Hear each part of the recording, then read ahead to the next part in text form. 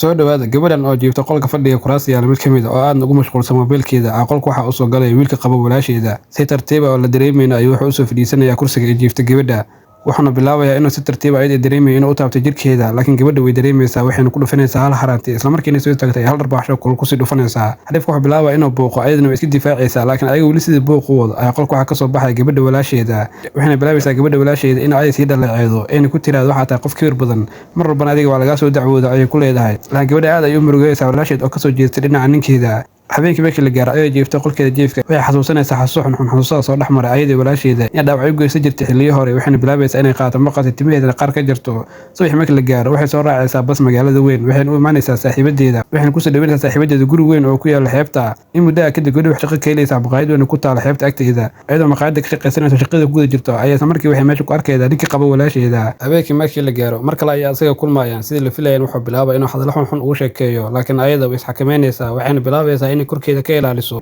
qaybta gadaal waxaa ka fiirinaya nin ka mid kasta maqaayadda wuxuuna fiirinaya waxa meesha ka dhacaya si degdeg wuxuu ugu imaanaya gabadha wuxuuna bilaabaya inuu daafaco gabadha oo midkaan ka buraya meesha wuxuuna ku leeyahay iskaga tag meesha intaan dhaawac kuu geysanin way u mahad celinaysaa ayada waxay leedahay nafteeda ayaa badbaadisay waa ku mahadsan tahay badbaadinta ayay samaysay laakiin isla habeenkii uu soo wadaya gabadha waxayna imaanaya meel duur waxayna bilaabaya inay cabitaan isla cabaan halkaana kuga yahay muuqaalkeena maanta fiideo walahi taala ugu cusubtaana follow soo dheh meesha